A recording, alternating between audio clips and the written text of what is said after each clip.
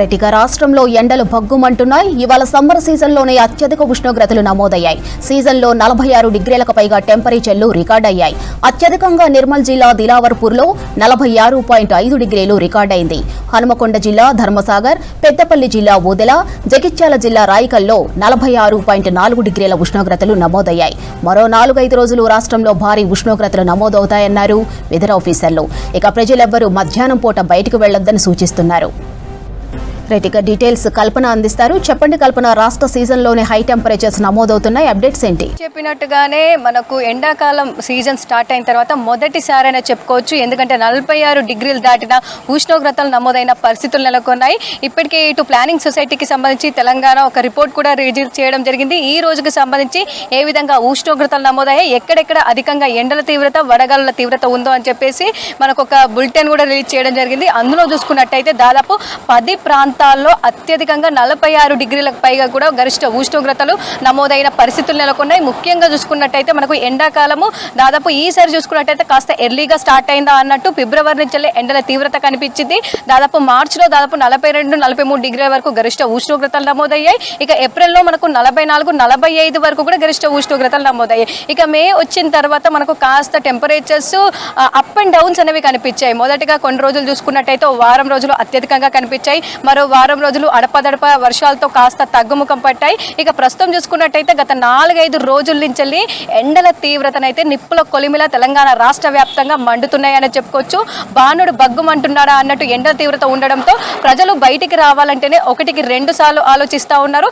ఇక heat wave అంటే దాదాపు వడగాలుల తీవ్రత కూడా ఉండడంతో మధ్యాహ్నం సమయంలో బయటికి రావద్దని చెప్పేసి ఇటు వైద్య ఆరోగ్య శాఖతో పాటు వాతావరణ శాఖ కూడా ఎప్పటికప్పుడు కూడా సూచనలు జారీ చేస్తూ ఉంది. ఇక ఇట్లాంటి తరుణంలో ఒక్కసారి కనుక మనం హై టెంపరేచర్ రికార్డు స్థాయిలో టెంపరేచర్స్ కూడా నమోదవుతున్న తరుణంలో కూడా మనకు ఒక బులెటిన్ రిలీజ్ చేయడం జరిగింది. దానికి సంబంధించి చూసుకున్నట్టయితే మీరు చెప్పినట్టుగానే ముఖ్యంగా ఇటు నిర్మల్ జిల్లా దిలావర్పూర్లో దాదాపు 46.5 డిగ్రీల గరిష్ట ఉష్ణోగ్రతలు నమోదయ్యాయి. ఇటు హన్మకొండ ధర్మసాగర్లో 46.4 డిగ్రీల ఉష్ణోగ్రతలు, పెద్దపల్లిలోని ఓదెలలో కూడా 46.4 డిగ్రీల గరిష్ట ఉష్ణోగ్రతలు, ఇటు జగిత్యాల్లోని రాయికల్లో 46.3, అదేవిధంగా జనగామ వడ్లకొండలోని పెనుబాలిలో 46.3 డిగ్రీల గరిష్ట ఉష్ణోగ్రతలు నమోదయ్యాయి. ఇక ఆసిఫాబాద్ కావచ్చు, అదేవిధంగా కోటపల్లిలోని బాల్కొండలో 46.3 డిగ్రీల గరిష్ట ఉష్ణోగ్రతలు, అదేవిధంగా జైనాథ్, పినపాక, తొర్రూరు, కోహెడ, మేళ్ల చెరువులో కూడా దాదాపు 46.2 డిగ్రీల గరిష్ట ఉష్ణోగ్రతలు నమోదయ్యాయి. రాష్ట్రంలో దాదాపు 10 ప్రాంతాలకు పైగా 46 డిగ్రీల గరిష్ట ఉష్ణోగ్రతలు,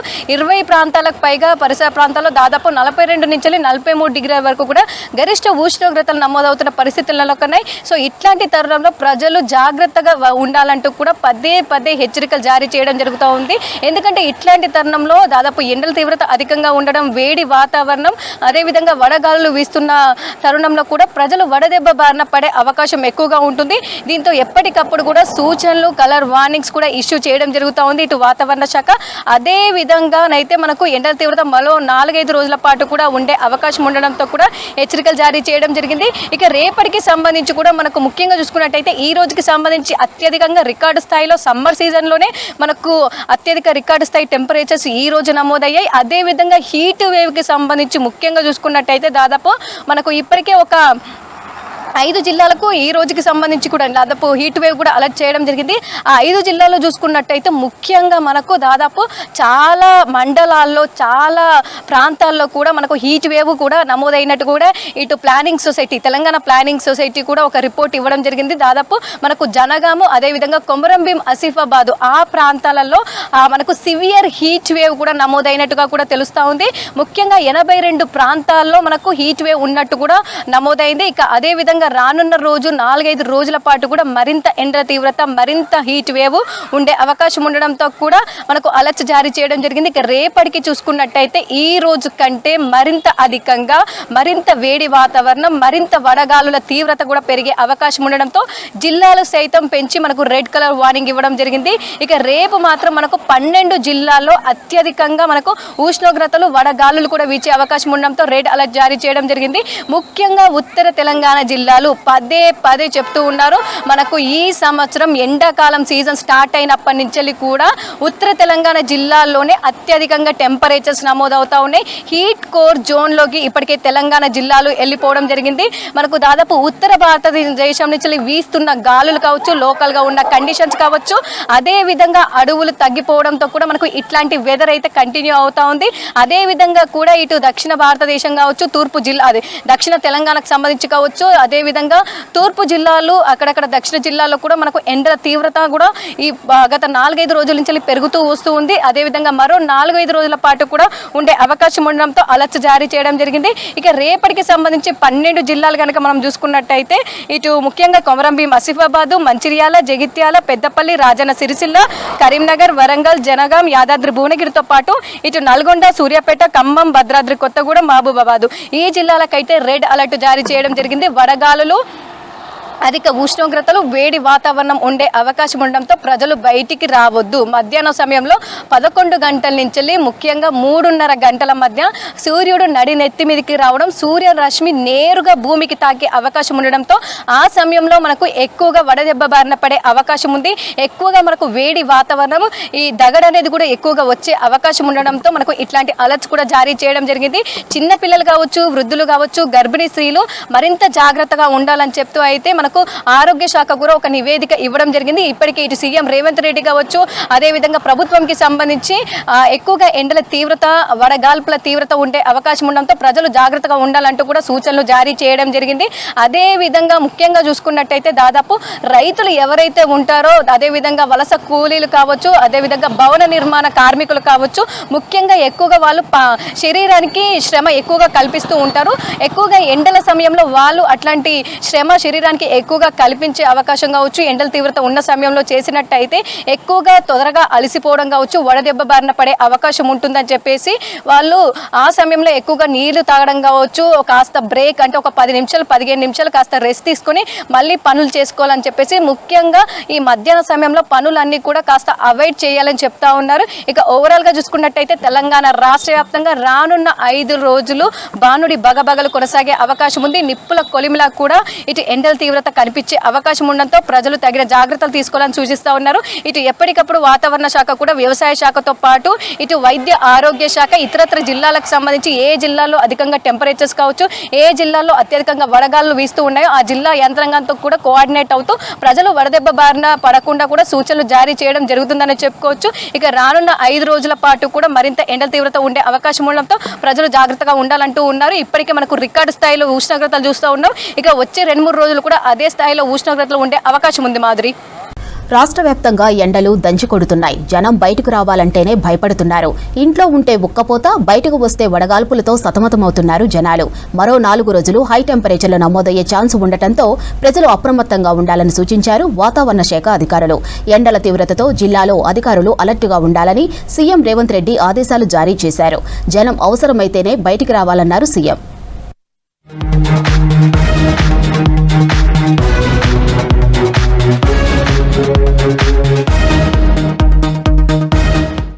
ఎండల తీవ్రత, వడగాలులతో ప్రజలంతా అప్రమత్తంగా ఉండాలని సూచించారు సీఎం రేవంత్ రెడ్డి.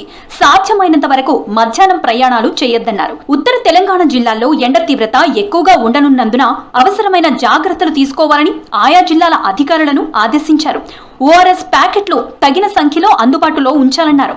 తాగునీరు, విద్యుత్ సరఫరాపై ప్రత్యేక శ్రద్ధ పెట్టాలని అధికారులకు సూచించారు సీఎం రేవంత్ రెడ్డి.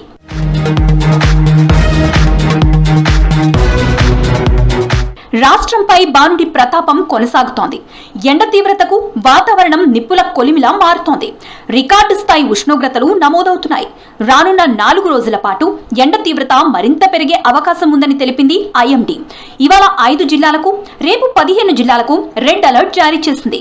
అలాగే లోకల్ కండిషన్స్, బంగాళాఖాతంలో కొనసాగుతున్న సినాప్టిక్ కండిషన్స్ తో పలు చోట్ల వర్షాలు కురుస్తాయని తెలిపింది. ఇక ఎండ తీవ్రత ఉన్న ప్రాంతాల్లో ప్రజలు జాగ్రత్తగా ఉండాలని, మధ్యాహ్నం ఎవరూ బయటికి వెళ్లొద్దని సూచిస్తున్నారు వాతావరణ శాఖ అధికారులు. అయితే ఉత్తర తెలంగాణ జిల్లాల్లో ఉన్నటువంటి ఆదిలాబాద్, కొమరంభీం, ఆసిఫాబాద్, మంచిర్యాలతో పాటు నిర్మల్, నిజామాబాద్ కి ఇప్పటికే ఈ యొక్క ఎండవేడి వాతావరణం అధికంగా కొనసాగుతూ ఇక్కడ వడగాల్పుల తీవ్రత కూడా అధికంగా ఉండే అవకాశం అయితే కనిపిస్తుంది. ఈ వడగాల్పుల నేపథ్యంలో హెచ్చరికలు కూడా జారీ చేయడం అనేది కూడా చూడొచ్చు.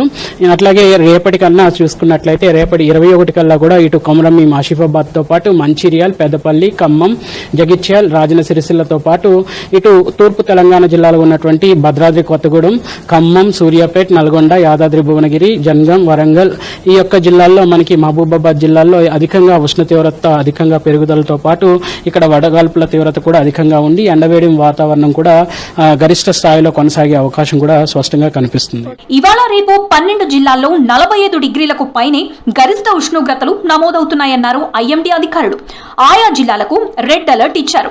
ఆదిలాబాద్, కొమరంభీం, ఆసిఫాబాద్, నిర్మల్, నిజామాబాద్, కామారెడ్డి, రాజన్న సిరిసిల్ల, జగిత్యాల, మంచిర్యాల, కరీంనగర్, పెద్దపల్లి, నల్గొండ, సూర్యాపేట జిల్లాలకు రెడ్ అలర్ట్ జారీ చేశారు. మిగతా 21 జిల్లాల్లో 41 నుంచి 44 డిగ్రీల మధ్య నమోదయ్యే ఛాన్స్ ఉండటంతో ఆరెంజ్ అలర్ట్ ఇచ్చారు. వడగాలులు వీచే అవకాశం ఉండడంతో ఉదయం 11 గంటల నుంచి సాయంత్రం 4 గంటల మధ్య ఎవరూ బయటికి వెళ్లొద్దన్నారు. గర్భిణీలు, వృద్ధులు, చిన్నారుల పట్ల ప్రత్యేక శ్రద్ధ వహించాలని సూచించారు. ఇప్పటికే హీట్ వేవ్స్ అనేవి నమోదు అనేది చేయడం జరుగుతుంది. గత 2 రోజులుగా కూడా వడగాల్పుల తీవ్రత అనేది కూడా అధికంగా ఇటు ఉత్తర తెలంగాణ జిల్లాల్లోనే ఎక్కువగా కొనసాగుతుంది. ఈ రోజు కూడా చూసుకున్నట్లయితే ఈ యొక్క ఎల్లో కలర్ హెచ్చరికలతో పాటు వడగాల్పుల తీవ్రత అధికంగా ఉన్న చోట మాత్రం హెచ్చరికలు కూడా జారీ చేయడం అనేది జరిగింది. సో ఒక విధంగా మొదటి రోజు 5 జిల్లాలు ఉత్తర తెలంగాణ జిల్లాలు ఉన్నటువంటి 5 జిల్లాలకు ఈ యొక్క హెచ్చరికలు జారీ చేయగా కరీంనగర్, మంచిర్యాల, పెద్దపల్లి జిల్లాల్లో భానుడు భగభగమంటున్నాడు. 46 డిగ్రీల ఉష్ణోగ్రత నమోదవుతోంది. సింగరేణి ప్రాంతం నిప్పుల కొలిమిని తలపిస్తుండటంతో మంచిర్యాల, పెద్దపల్లి జిల్లాలకు వాతావరణ శాఖ రెడ్ అలర్ట్ జారీ చేసింది. నిజామాబాద్, ఉమ్మడి మెదక్ జిల్లాల్లో హై టెంపరేచర్లు నమోదవుతున్నాయి. రిజిస్ట్రేషన్ పని మీద వచ్చి విపరీతమైన ఎండ పొద్దున ఉదయం 8 గంటల నుంచి మొదలుకుంటే బయటికి రావాలంటే భయం అవుతుంది. అందుకే తొందరగా వస్తున్నాం, పని చేసుకుందాం అని చెప్పి వస్తున్నాం. అయినా కానీ వెయిట్ చేయాల్సి వస్తుంది. ఎక్కడ అరగంట గంట కూర్చుంది అంటే ఎక్కడ చెట్టు నీడు ఉంటుందో అక్కడికి వచ్చి కొంచెం కూర్చొని సేద తెచ్చుకుంటున్నాం. గిరాకీ లేదు, ఏం లేదు. ఎన్ని చోట్ల అమ్మినా పొద్దున్న దాదాపు 10-15 చోట్ల అమ్మినా అంతే అంతే వచ్చిన కొంచెం, అంతకన్నా ఎక్కువ లేదు. ఎండ తీవ్రత బాగున్నది. బయటికి వెళ్దామంటే భయం అవుతుంది. 46-47 డిగ్రీలు ఉందట. ఏదో అత్యవత పరిస్థితులతో నెల్లుడు తప్ప ఉత్తనైతే వెళ్తలేం. బంగాళాఖాతంలో కొనసాగుతున్న సినాప్టిక్ కండిషన్స్ తో పాటు లోకల్ గా ఉన్న కండిషన్స్ తో కొన్ని ప్రాంతాల్లో వర్షాలు కురిసే ఛాన్స్ ఉందని ప్రకటించింది వాతావరణ శాఖ. 2 రోజుల పాటు అక్కడక్కడ ఉరుములు, మెరుపులు, ఈదురుగాలులతో కూడిన వర్షాలు పడే అవకాశం ఉందని తెలిపింది. గంటకు 40 నుంచి 50 కిలోమీటర్ల గాలి వేగంతో ఈదురుగాలులు వీస్తాయని చెప్పింది. భద్రాద్రి కొత్తగూడెం, ఖమ్మం, కామారెడ్డి, మహబూబ్ నగర్, నాగర్ కర్నూల్, వనపర్తి జిల్లాల్లోని కొన్ని ప్రాంతాలకు వర్ష సూచన చేసింది. రైతులు అలర్ట్ గా ఉండాలని సూచించింది. వర్షాల కరువు రైతులకు దడపుట్టిస్తుంది. చినుకుల చింత పంటలపై చూపుతుందని రైతులు భయపడుతున్నారు. సాగు చేస్తే పంటల దిగుబడి వస్తుందో లేదోనని దిగులు చెందుతున్నారు. మరోవైపు వర్షాలు తగ్గినా పత్తి పంటకు ముప్పు లేదంటున్నారు శాస్త్రవేత్తలు. సాగు విధానంలో కొన్ని మార్పులు చేస్తే మంచి దిగుబడి వస్తుందని చెబుతున్నారు. మరి పత్తి సాగుకు వ్యవసాయ శాస్త్రవేత్తలు సూచిస్తున్న కొత్త రకం సాగు విధానాలేంటో తెలుసుకుందాం.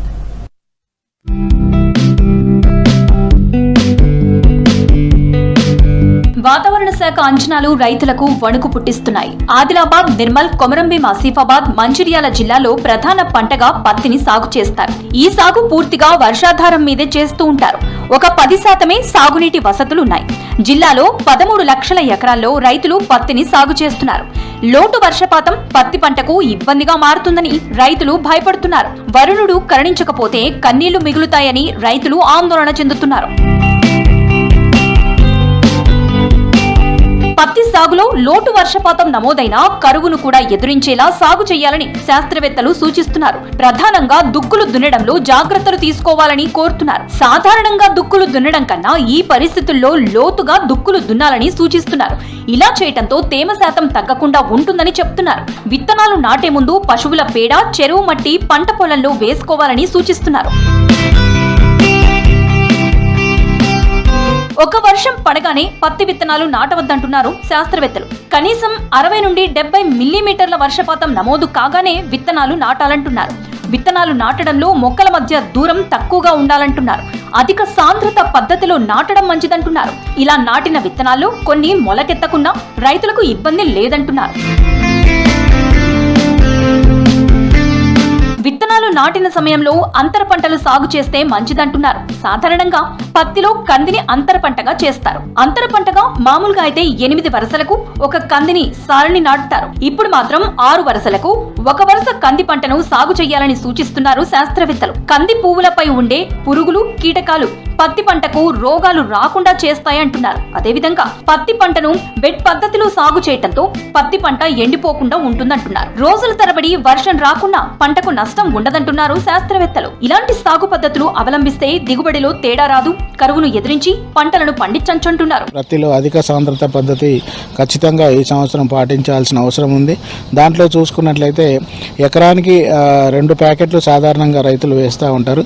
ఇక్కడ 4 నుంచి 5 ప్యాకెట్లు అంటే సుమారుగా 25,000 నుంచి 29,000 మొక్కలు వస్తూ ఉంటాయి. కాబట్టి సో ఆ విధంగా కొంత 10 నుంచి 15 ఒక్కొక్క మొక్కకు కాయలు వచ్చినా కూడా ఒక 2 నుంచి 4 క్వింటాల దిగుబడి వచ్చే అవకాశం ఉంటుంది. కాబట్టి సో వర్షాభావ పరిస్థితులలో ఈ యొక్క మొక్కల సంఖ్య ఖచ్చితంగా పెంచుకోవాల్సిన అవసరం ఉంది. అదేవిధంగా మరి పత్తితో పాటు అంతర పంటగా రైతులు ఈ కంది పంటను సాగు చేస్తూ ఉంటారు. సో ఈ సంవత్సరం ఈ వర్షాభావ పరిస్థితులకు అనుగుణంగా పత్తిలో ముఖ్యంగా ఈ యొక్క 8 వరుసలకు కాకుండా 4 నుంచి 5 వరుసలకు ఈ అంతర పంటగా కందిని కూడా సాగు చేసుకుంటే ఈ యొక్క వర్షాభావ పరిస్థితుల నుంచి గట్టెక్కే అవకాశం ఉంటుంది. ఈ అంతర పంటల వల్ల ముఖ్యంగా కంది లాంటి పంటల ద్వారా ఈ యొక్క చీడపీడలు ఉధృతి తక్కువగా అంటే మిత్ర పురుగుల సంఖ్య పెరిగి చీడపీడల ఉధృతి తగ్గే అవకాశం ఉంటుంది. తర్వాత ఈ వేరుబుడిపలు ఉండడం వల్ల భూమి యొక్క సారవంతత కూడా పెంపొందించుకునే అవకాశం ఉంటుంది. మళ్ళీ 1-2 పంటలు ఒకే భూమిలో వేసినప్పుడు అననుకూల పరిస్థితులు వచ్చినప్పుడు ఒక పంట పోయినా కూడా ఇంకో పంట దిగుబడి వచ్చే అవకాశం ఉంటుంది.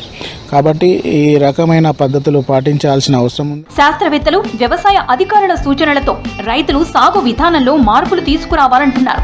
అధిక లాభాలు పొందేలా సాగు చేయాలని సూచిస్తున్నారు అధికారులు. వరంగల్లో కంచి కామకోటి పీఠాధిపతి శంకర విజయేంద్ర సరస్వతి పర్యటించారు. ప్రసిద్ధమైన 1000 స్తంభాల గుడి, భద్రకాళి అమ్మవారి ఆలయాలు సందర్శించారు. విజయేంద్ర సరస్వతికి పూర్ణకుంభ స్వాగతం పలికారు అర్చకులు. 1000 స్తంభాల గుడిలో రుద్రేశ్వరుడికి మహారుద్రాభిషేకం నిర్వహించారు విజయేంద్ర సరస్వతి. భద్రకాళి గుడిలో ప్రధాన అర్చకులు శేషు ఆధ్వర్యంలో అంతరాలయంలో అమ్మవారికి పూజలు చేశారు. విజయేంద్ర సరస్వతి రేపు కాళేశ్వరంలో సరస్వతీ నది అంత్య పుష్కరాలను ప్రారంభించనున్నారు.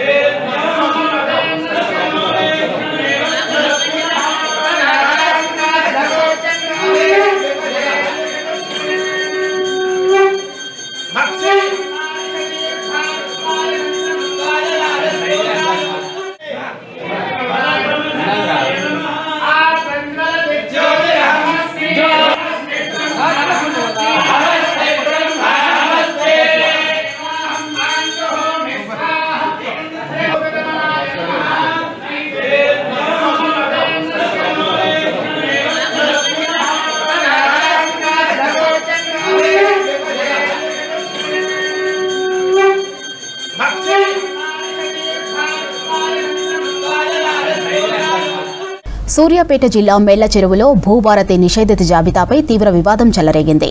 రైతులు పట్టా భూములను అక్రమంగా 22A జాబితాలో చేర్చారని ఆరోపణలు వెల్లువెత్తుతున్నాయి. మరోవైపు 1000 ఎకరాల ప్రభుత్వ భూదాన్, సీలింగ్ భూములు మాయం అయ్యాయన్న ఆరోపణలు సంచలనం సృష్టిస్తున్నాయి.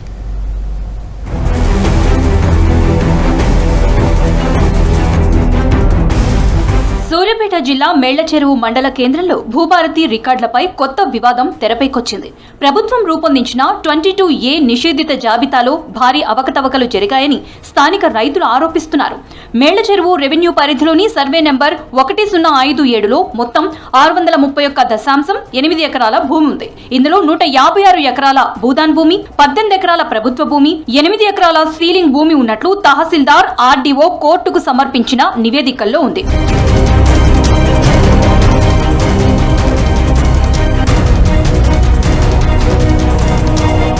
స్థానికంగా మిగిలిన 463 ఎకరాల భూమి పట్టా భూమిగా నమోదైంది.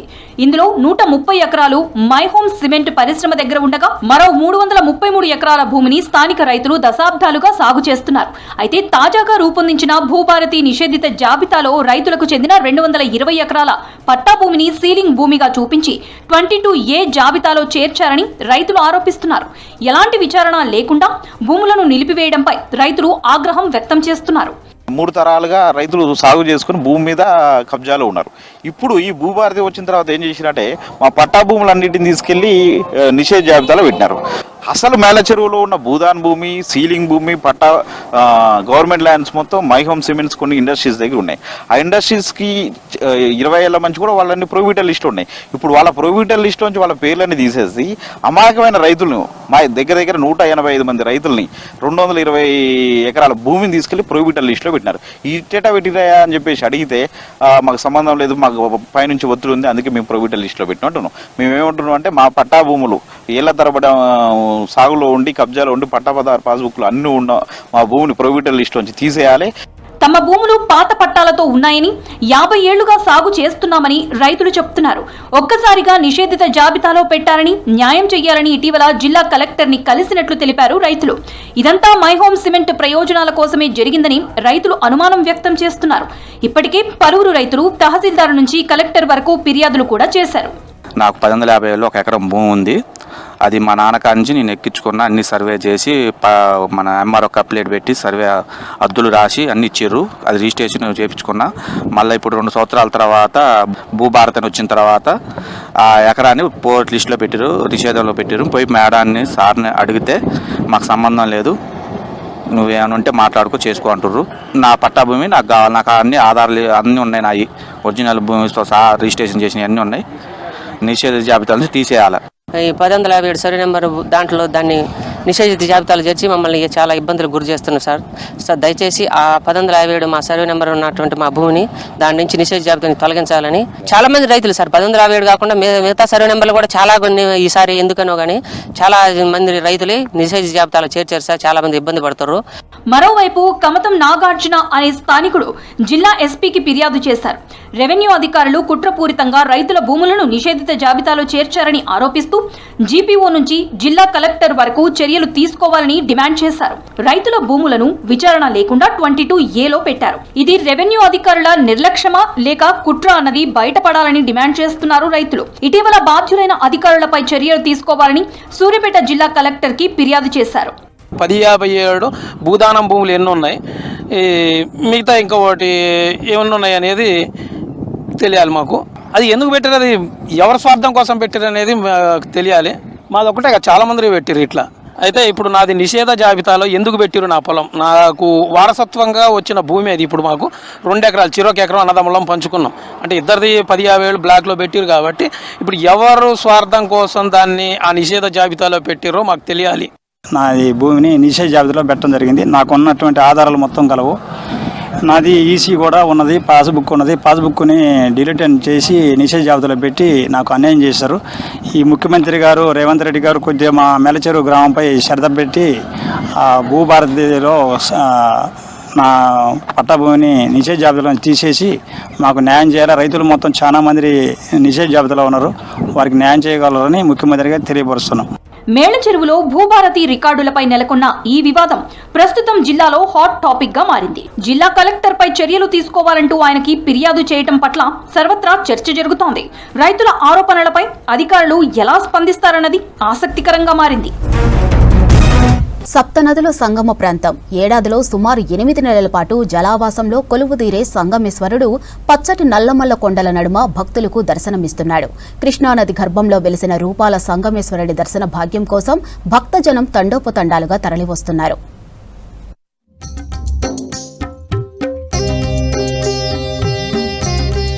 కనుచూపు మేరలో పచ్చటి నల్లమల కొండలు, ఆ కొండల నడుమ పరవళ్లు తొక్కుతున్న కృష్ణమ్మ.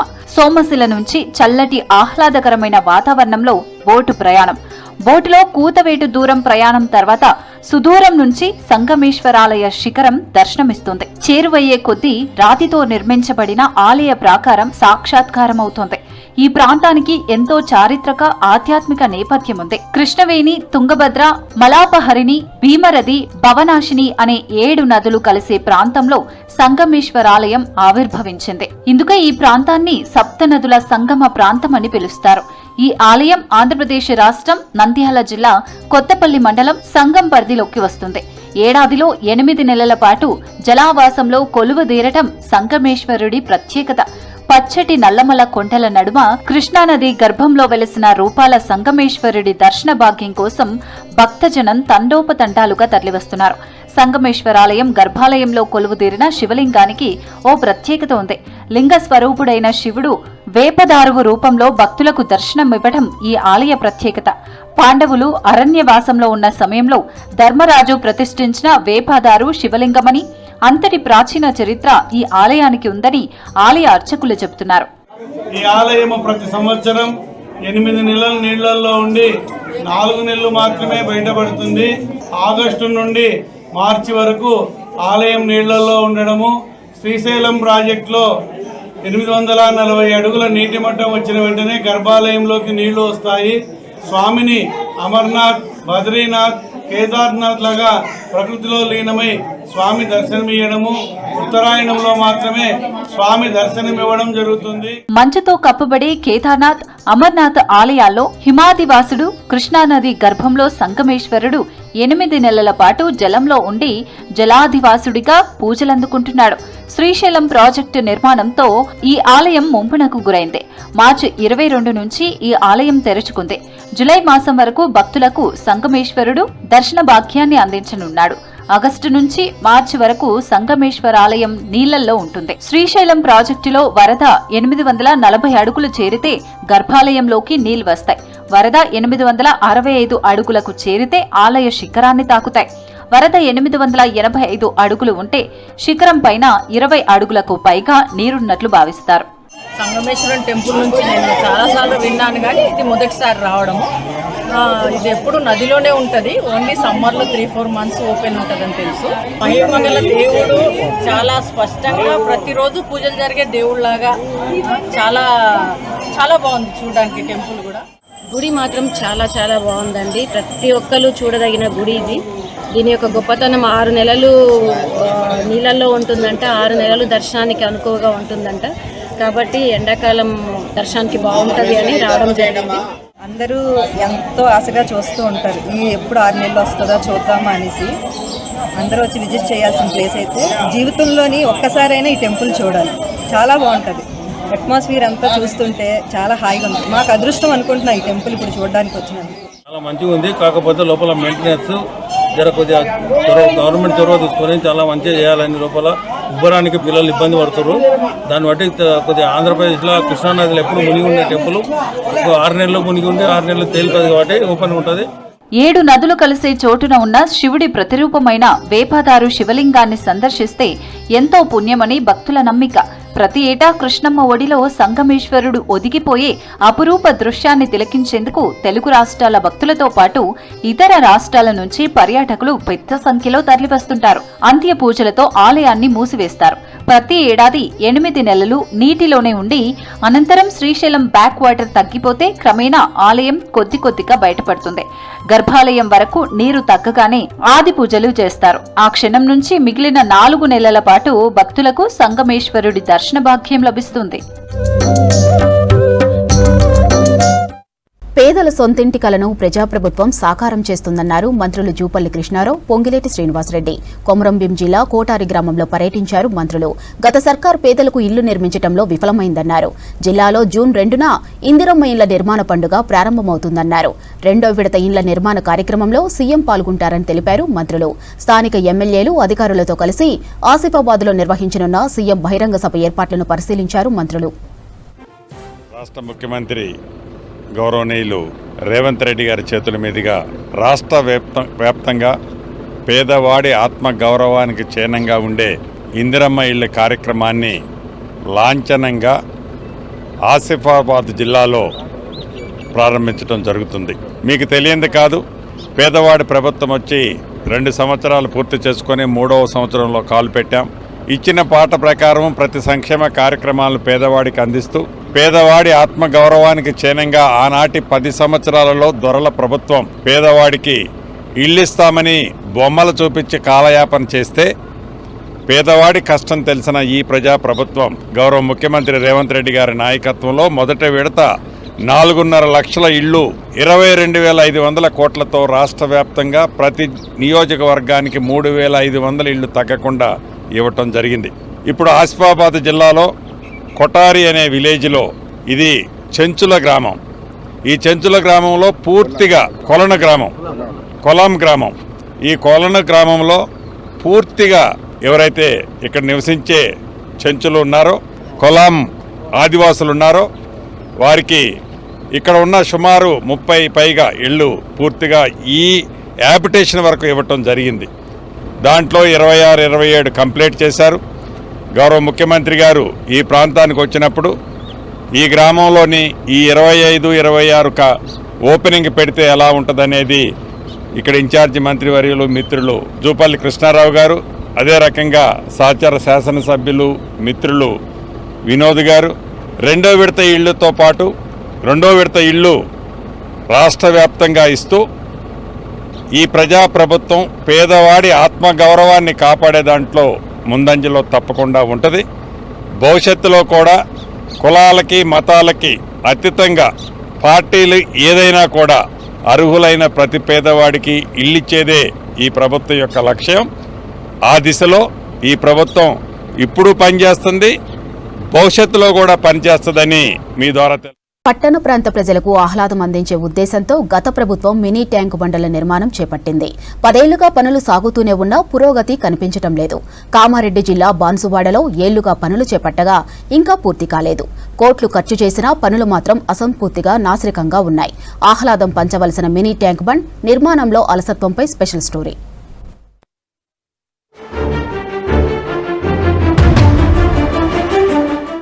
నగర పట్టణ నియోజకవర్గ కేంద్రాల్లో అక్కడి ప్రజలకు ఆహ్లాదం పంచేందుకు ప్రభుత్వం మినీ ట్యాంక్ బండ్ల నిర్మాణం చేపట్టింది. ఇందులో కట్ట బలోపేతం, రోడ్డు నిర్మాణం, నడకదారి సుందరీకరణ, ఉద్యానవనం, కట్ట మీద విశ్రాంతి కోసం బెంచీలు, కట్టపై నీరు నిల్వ ఉండకుండా ఏర్పాటు, వెసులుబాటును బట్టి బోటింగ్ సౌకర్యం ఏర్పాటు చేయాలి. కామారెడ్డి జిల్లా బాన్సువాడ పట్టణంలో 70% పనులు పూర్తి చేసి హడావిడిగా ప్రారంభించారు. అయితే నిర్మాణ లోపంతో ప్రమాదాలకు నెలవుగా మారింది.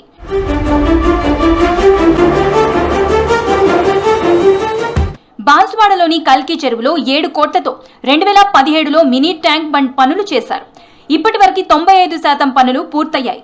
కట్ట బలోపేతం, సెంట్రల్ లైటింగ్, సైడ్ రైలింగ్స్, నడకదారి, బీటీ రోడ్డు నిర్మాణం పూర్తి చేశారు. బోటింగ్ పనులు కూడా పూర్తయ్యాయి. అయితే చెరువు మధ్యలో తెలంగాణ తల్లి విగ్రహం ఏర్పాటు కోసం 3 ఏళ్ల క్రితం వేసవి కాలంలో చెరువును ఖాళీ చేశారు. ఆ పనులు మాత్రం ఇంకా ప్రారంభించలేదు. దీంతో తర్వాత ఆ సంవత్సరం జూన్లో కురిసిన వర్షాలకు కట్ట దెబ్బతింది. పగుళ్లు ఏర్పడి ఒక కట్ట వైపు కుంగిపోయాయి. చెరువు ఖాళీగా ఉండడంతో పెను ప్రమాదం తప్పింది. కాంట్రాక్టర్ల నాసిరకం పనులతోనే ఈ పరిస్థితి నెలకొందని స్థానికులు ఆరోపిస్తున్నారు. ఘటన జరిగే 3 ఏళ్లైనా ఇంకా మరమ్మతులు మాత్రం చేయలేదు. తెలంగాణ తల్లి విగ్రహ పనులు శిలాఫలకాలకే పరిమితమయ్యింది. ఈ కట్ట వేయడం జరిగింది. ఆ కాంట్రాక్టర్ నిర్లక్ష్యం వలన ఆ కట్టవి అక్కడ కుంగిపోవడం జరిగింది. తర్వాత మళ్ళీ రిపేర్ చేయడం జరిగింది. రైతులు ఎప్పుడు ఈ చెరువు కట్ట ఇక్కడ వర్షాలు వచ్చినప్పుడు నిండినప్పుడు కానీ ఇక్కడ ఏదైతే మన రైతులకు పహారి ఉంటుందో ఈ చెరువు కట్ట కుంగిపోతుందని భయం పడుతుంటారు. దీనికి మనం ఇక్కడ ఉన్న బాన్సువాడ స్థానిక ఎమ్మెల్యే గారికి మేము డిమాండ్ చేస్తున్నాం. ఈ చెట్టని మంచి చేసి ప్రజల్లో ట్యాంక్ బండ్కి విధంగా తీసుకురావాలి. ఈ ట్యాంక్ బండ్ని పునరుద్ధరణ చేసి చాలా మంచి పని చేసిండు. కానీ దీంట్లో ఏమన్నదంటే కొన్ని లోపాలు ఉన్నాయి. సిటీ లైట్స్ కొంచెము పనిచేస్తలేవు, సీసీ కెమెరాలు పనిచేస్తలేవు. ఏదైతే ఈడ బెంచీలు ఉంటేనో ఈ పర్యాటకులకు కూర్చోవడానికి ఈ బెంచీలు ఇట్లా సరిగా లేవు. అవన్నీ అక్కడక్కడ పెట్టిస్తే ఇప్పుడు సాయంత్రం వేళ చాలామంది వాకింగ్కి వస్తున్నారు. వాళ్లకు కూర్చోవడానికి డిస్టర్బెన్స్ అవుతుంది. ఇక్కడ చూసేటట్టయితే కింద మంచిగా సీనరీ లెక్క ఉంటే అక్కడ కూడా బాగుంటుండే. లేదు ఇక్కడ ఈ పార్క్ ఉంది కానీ అది కొంచెం చిన్నగా అయింది. దాన్ని ఇంకా కొంచెం వెడల్పు చేసుకొని అట్లా ఇంకా చేస్తే ఇంకా చాలా బ్రహ్మాండంగా ఉంటుండే. బాన్సువాడ మినీ ట్యాంక్ బండ్లో నాసిరకం నిర్మాణంతో పలుచోట్ల పగుళ్లు ఏర్పడ్డాయి. కట్ట కూడా పలుచోట్ల తెగింది. సైడ్ రైలింగ్స్ చెడిపోయాయి. బాన్సువాడ మున్సిపాలిటీగా మారాక ఈ ట్యాంక్ బండికి పర్యాటకులు వస్తున్నారు. అయితే గత 2 ఏళ్లుగా కురిసిన భారీ వర్షాలకు కట్ట దెబ్బతినడం, పగుళ్లు ఏర్పడడం, మెట్లు పాడవడం, రేలింగ్ పలు చోట్ల లేకపోవడంతో భయపడుతున్నారు. అయితే వీటి మరమ్మతులకు 12 లక్షలు అవసరమని ప్రతిపాదనలు పంపగా ప్రభుత్వం నిధులు మంజూరు చేసింది. అయినా పనులు ప్రారంభం కాలేదు. ఈ కట్ట కుంగిపోవడం వల్ల పొలాలకు కొద్దిగా ఇబ్బంది అవుతున్నది. వాటర్ ఎక్కువ పోవడం వల్ల పొలాలు కుంగిపోవడం చాలా ఇబ్బందిగా అవుతుంది. అదే ట్యాంక్ వల్ల ఇప్పుడు మనం బాన్సర్లో కాకుండా సిద్దిపేట కానీ, సిరిసిల్ల కానీ, దుబ్బాక కానీ అక్కడ చూసినట్టయితే ఎక్సలెంట్గా ఒక మంచిగా దాన్ని కంప్లీట్ చేసి ఇప్పుడు అందరికీ ఉపయోగపడే విధంగా ప్రజలకు మంచిగా యూజ్ అయ్యే విధంగా అక్కడ చేశారు. కానీ బాన్సాలు ఇప్పటి వరకు చేయలేరు. అది ఎందుకు ఎవరి ప్రాబ్లం మరి అర్థమైతే లేదు. 12 లక్షలు తెచ్చుకోవడం జరిగింది. 12 లక్షలు కూడా వచ్చినప్పటికీ ఇక్కడ పని ఏం జరుగుతలేదు. అసలు నిధులు ఎటుపోతున్నాయో ఏమైతున్నాయో మాకు అసలు అర్థం అవుతలేదు. డబ్బులన్నీ ఎటుపోతున్నాయి. అసలు మరమ్మతులు అయితే ఏం లేవు. ఇక్కడ అభివృద్ధి అనేది ఏం జరుగుతలేదు. త్వరలోనే పనులు ప్రారంభిస్తామని అధికారులు చెబుతున్నారు. మరో 15 రోజుల్లో వానాకాలం ప్రారంభమవుతుండటంతో స్థానికులు భయపడుతున్నారు. సీతారామ ఎత్తిపోతల పథకంలో సరికొత్త మార్పుకు నాంది పలుకుతున్నారు. సముద్రం పాలయ్యే నీటిని ఒడిసిపట్టేందుకు ప్లాన్ డిజైన్ చేస్తున్నారు. వానాకాలంలో నీరు గోదావరి నుంచి వృధా సముద్రం పాలవుతూ ఉండటంతో బ్యాలెన్సింగ్ రిజర్వాయర్ నిర్మించి నీటిని నిల్వ చేసి వాడుకోవాలని ప్లాన్ సిద్ధం చేశారు.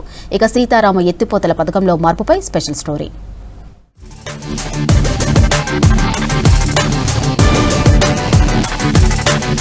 ఉమ్మడి ఖమ్మం జిల్లా సాగు అవసరాల కోసం గోదావరి జలాల ఆధారంగా నిర్మిస్తున్న సీతారామ ఎత్తిపోతల పథకంలో భాగంగా ప్రభుత్వం ఓ నిర్ణయం తీసుకుంది.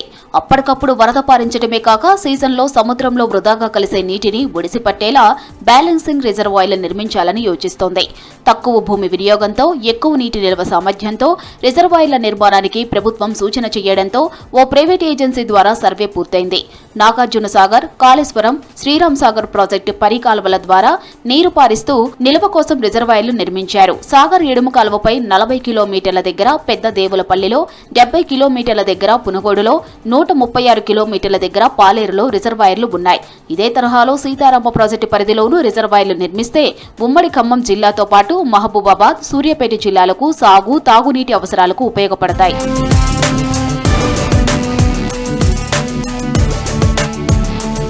ఖమ్మం జిల్లా పరిధిలో సుమారు 80 కిలోమీటర్ల మేర సీతారామ కాలువ నిర్మాణం చేపడుతున్నారు. ఈ పనులను 13, 14, 15, 16 ప్యాకేజీలుగా విభజించారు. ఇందులో ఎక్కడ రిజర్వాయర్ నిర్మిస్తే ఎక్కువ మేలు జరుగుతుందో నిర్ధారించేందుకు ప్రైవేట్ ఏజెన్సీ ద్వారా సర్వే చేయించారు. 15వ ప్యాకేజీ పరిధిలో గుట్టల మధ్య ఒక రిజర్వాయర్ నిర్మాణానికి అనువుగా ఉందని ప్రాథమికంగా గుర్తించారు. ఈ ప్రాంతం మహబూబాబాద్ జిల్లా ములకలపల్లి పరిధిలోకి వస్తుండగా సుమారు 20 నుంచి 25 టీఎంసీల నీటి నిల్వ సామర్థ్యంతో రిజర్వాయర్ నిర్మించే ఛాన్స్ ఉంది. నిర్మాణానికి 2000 నుంచి 3000 ఎకరాల భూమి అవసరం కాగా సగం మేర ప్రభుత్వ భూమి పోను, మిగతాది సేకరించాల్సి వస్తుంది. ఈ ప్రాంతంలో ముంపు సమస్య రాదని ఇంజనీరింగ్ వ్యవస్థ భావిస్తోంది. నిర్మాణ వ్యయం 7,000 కోట్ల నుంచి 8,000 కోట్లుగా అంచనా వేయగా సుమారు 4,500 కోట్ల నిర్మాణ పనులకు, మిగతాది భూసేకరణ తదితర ఖర్చులకు అవసరమవుతుందని ప్రాథమిక అంచనా వేశారు. దీంతో పాటుగా మరో 2 రిజర్వాయర్ల నిర్మాణానికి ప్రతిపాదనలు ఉన్నాయి. గోదావరిలో నీళ్లు వేల టీఎంసీల నీళ్లు సముద్రం పాలవుతున్నాయి. ఈ సముద్రం పాలయ్యేటువంటి నీటిని నిల్వ చేసుకోవాల్సినటువంటి అవసరం కూడా ఉన్నది.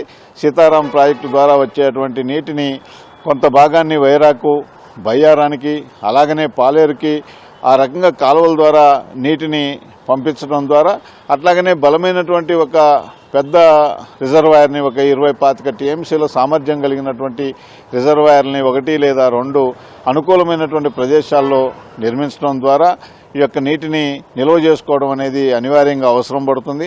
గవర్నమెంట్ ఇది చేయగలిగినట్లయితే సూర్యాపేట డిస్టిక్, మహబూబాబాద్ డిస్టిక్, గార్ల మండలం, కారేపల్లి మండలం, ఇటు పాలేరులో దీన్ని వదలగలిగితే అసలు ఖమ్మం జిల్లా మొత్తం ఇప్పుడు సీతారామ 10 లక్షల ఎకరం ఎట్లా సాగైద్ది అని చెప్తున్నారు.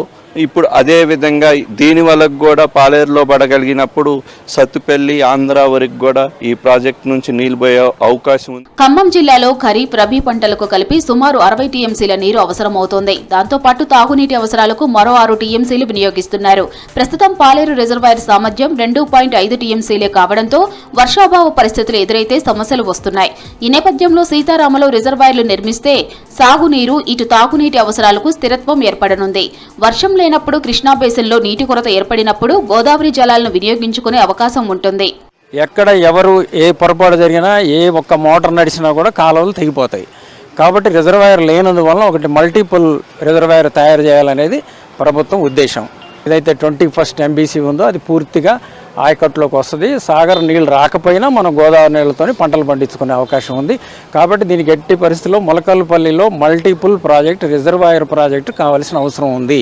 రోళ్లపాడు ఎప్పుడైతే క్యాన్సిల్ అయిపోయిందో ఇప్పుడు మొలకల్పల్లి దగ్గర తయారు చేయాల్సిన అవసరం ఉంది. తయారు చేయకపోతే భవిష్యత్తులో ఇబ్బందులు వస్తాయి. అట్లే జుల్లూరుపాటు టెండర్లు కూడా పూర్తి చేయాల్సిన అవసరం ఉంది. ఈ రెండు చేస్తేనే ఖమ్మం జిల్లాలో సుభిక్షంగా సీతారామ ప్రాజెక్ట్ బ్రహ్మాండంగా వరప్రదాయనిగా మిగులుతుందని నా ఉద్దేశం. సముద్రంలో కలిసే నీటిని ఒడిసిపట్టేలా కాలువల మధ్య రిజర్వాయర్ల నిర్మాణానికి ప్రభుత్వ సూచనలతో జలవనరుల శాఖ అధికారులు కసరత్తు చేస్తున్నారు. దీంతో సీతారామ ప్రాజెక్టు నీరే కాక వర్షాలతో వచ్చే వరద కూడా నిల్వ ఉంటుంది.